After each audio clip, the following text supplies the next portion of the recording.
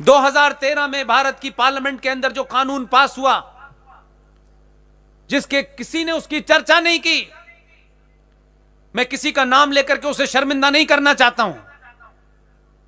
आप सब लोग समझदार हैं और इस संचार क्रांति में कुछ छुपा नहीं है, सबको पता है। उस वक्फ प्रॉपर्टी एक्ट 2013 का जो कानून बना है, उस कानून का सेक्शन 40 क्या कहता है? उस कानून का सेक्शन 40.1 यह कहता है कि ये जो वक्फ बोर्ड वाले लोग हैं, इस वक्फ बोर्ड के 2 कर्मचारी हिंदुस्तान के किसी कोने में बैठे हों, वैसे ये दुकान हर शहर में है और हर स्टेट में है, कुछ जगह तो मंत्रालय बने हुए हैं, वक्फ प्रॉपर्टी मंत्रालय। आपका दिवालियापन तो देखिए। किसी भी देश के कोने में बैठा हुआ वक्फ प्रॉपर्टी बोर्ड के, जो वक्फ बोर्ड है उसके 2 जाहिल मौलाना आपको कागज भेजेंगे आपके घर के बराबर में। यह मैदान जिसका भी है, जो भी इसका मालिक है, उसको कुछ पता नहीं चलेगा। उस कानून के तहत लिखा हुआ है कि वो 2 मुसलमान जो वक्फ प्रॉपर्टी बोर्ड के हैं, वो ये महसूस करते हैं, they feel, they understand, this is the language written in the code, in the law. और वो वहां से बैठ करके इस प्रॉपर्टी का एड्रेस डालेंगे, A/3 फला फला रोड, डिस्ट्रिक्ट मोरवी, राज्य गुजरात। और competent authority of the area, इस इलाके की जो भी कॉम्पिटेंट अथॉरिटी है, whether it is district magistrate और SSP और SP और SP सिटी और SHO और म्युनिसिपल कॉर्पोरेशन, उनके सिर्फ उस कागज के भेजने के बाद इस प्रॉपर्टी के जो भी मालिक हैं उनसे कोई पूछने नहीं आ रहा, ना उनको बताया जाएगा। कॉम्पिटेंट अथॉरिटी का सेक्शन 40 का पॉइंट नंबर 2 क्या लिखा है?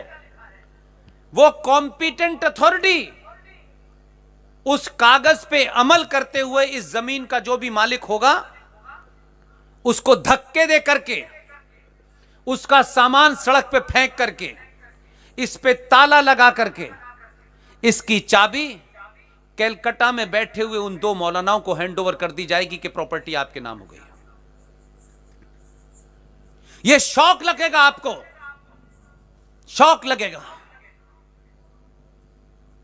उसके बाद तीसरा शौक, आपको कुछ दिन बाद पता भी चल गया क्योंकि यहां तो ताला लग गया, तो आप एक जागरूक नागरिक हैं, लॉ अबाइडिंग सिटीजन हैं, क्योंकि लॉ को मानने का ठेका हमारा ही है। तो आप इसके कागज निकालेंगे और कहेंगे कि साहब मुझे तो कोर्ट जा रहा हूं मैं। आप कार निकालेंगे, 2 बड़े वकीलों को तय करेंगे, वकील कोर्ट में जाएंगे। उसका सेक्शन 3 कहता है 40 का कि आपको हाई कोर्ट में आपकी सुनवाई नहीं हो सकती,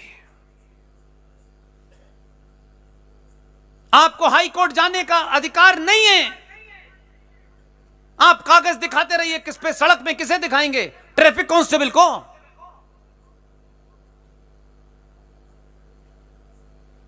और हाई कोर्ट सुनवाई नहीं करेगी, उनको कागज नहीं दिखाने हैं। उसमें लिखा है दे फील, अगर वो ऐसा महसूस करते हैं कि यह प्रॉपर्टी वक्फ बोर्ड की है, बस महसूस करना है। और आपके पास कागज हैं, आप हाई कोर्ट नहीं जा सकते, हाई कोर्ट सुनवाई नहीं कर सकता। कहां जाएंगे? उसमें कॉलम 4 में लिखा है कि आप अपनी प्रॉपर्टी के बारे में वक्फ बोर्ड का एक ट्राइब्यूनल है, उसमें जाके बात करेंगे। कमाल है। उर्दू में कहते हैं कि जो आपका कातिल है वही आपका मुंसिफ है। शौक लगा भी नहीं? कहिए लगा? लगा ना? चौथा शौक सुन लीजिए। आप कहेंगे कि पुष्पेंद्र जी आप ये कह रहे हैं लेकिन ऐसा तो कुछ हुआ नहीं अभी तक, यही कहेंगे, सुनने में तो आया नहीं है, क्योंकि हमें तो सुनी सुनाई बातों का याद ज्यादा, हमें चस्का पड़ गया है। आप यही सवाल पूछेंगे ना? अच्छे खासे नए नए लड़के, युवा लड़के, मेरी बेटियां, बहनें, उनकी शादी होती है। उनको लगता है एक अच्छा परिवार, खुशनुमा परिवार, शादीशुदा नया जोड़ा, क्योंकि हमने नरेटिव ही झूठा बना दिया है। उस बेचारे युवा बच्चे और उस बेटी का कसूर नहीं है। वो अच्छे खासे ठीक ठाक अच्छे घर के बच्चे, शादी के बाद एक हमने मूर्खता पैदा कर दी है समाज में, और वो बेचारी बेटी भी नहीं जानती है, क्योंकि उसे भी पता नहीं है, क्योंकि पिताजी भी वहीं गए थे। तो उसने कहा मैं भी जाऊंगी। लड़के ने कहा बिल्कुल। कहां जाते हैं पता है?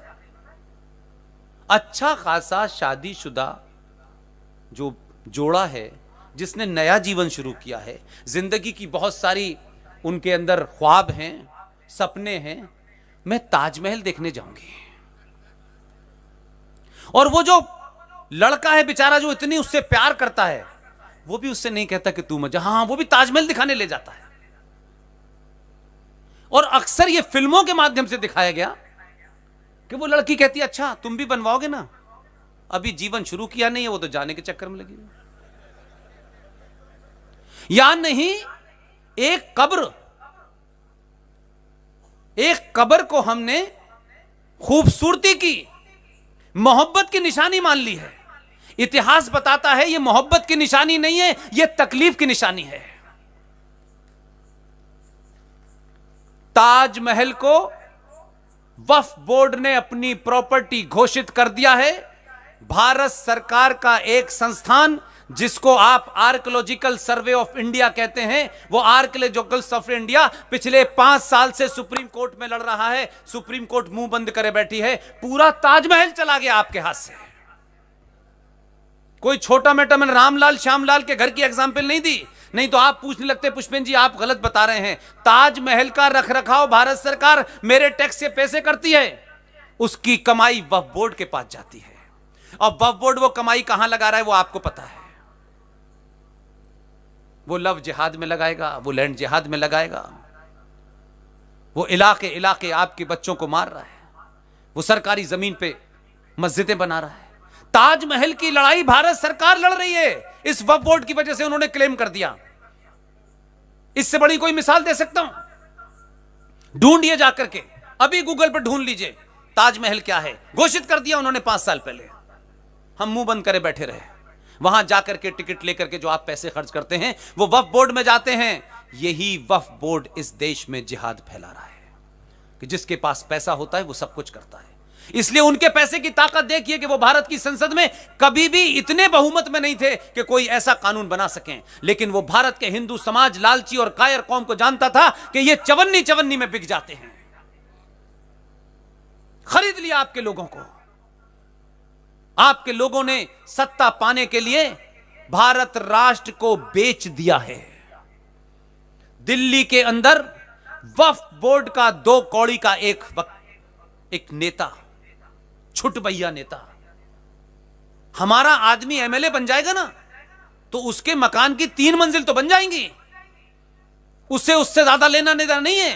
लेकिन एक 2 कौड़ी का लीडर दिल्ली के अंदर वक्फ बोर्ड के इसी कानून के तहत रोज 50-60 लोग हिंदुओं को, जहां गरीब रहते हैं, जहां उनको नोटिस भेजता है और मकान पुलिस खाली करा देती है। जो 100-100 गज जिन्होंने जीवन भर की बाप दादों ने कमाई से मकान बनाया था, उनको छोड़ने पे मजबूर किया जा रहा है। लेकिन हमारे लिए यह विषय नहीं है। हमारे लिए तो पेट्रोल 100 रुपए हो गया, इस पे मोदी को हटाना है यार, माफ कीजिएगा। ये पूरे देश में हो रहा है। और आप तो गुजराती लोग हैं, जरा मुंबई में अपने भाई से पूछा कभी कि नहीं? मुंबई में एक भाई रहता है, एक भाई तो दुबई में रहता है, लेकिन आपका एक भाई तो मुंबई में रहता है ना। आपका ज्यादा अधिकार है। आप जाके खेमचो कहोगे तो समझ जाएगा मेरी बात तो समझता नहीं है। अभी भी समझ में नहीं आया आपकी। इस देश का सबसे धनाढ्य व्यक्ति, सत्ताओं को चलाने वाला व्यक्ति, मुंबई में उसके मकान को भी वक्फ प्रॉपर्टी बोर्ड ने 2 बार क्लेम किया। उसकी इतनी ताकत है कि उसने अपने मकान को बचाने के लिए बार बार बीच में कभी 1 करोड़ कभी 2 करोड़ रिश्वत देता है और वो चले जाते हैं। क्लेम किसी दिन भी होगा जब उनको उसकी जरूरत होगी। अभी उस ब्लैकमेलिंग से उन्हें करोड़ों रुपए मिल रहे हैं। उस आदमी का नाम चाहते हैं कि मैं यहां से लूं? मैं और आप क्या हैं? हमारी क्या ताकत है? हम तो किसी लोकल कोर्ट में एक पिटीशन दाखिल करने के पैसे नहीं है हमारे पास।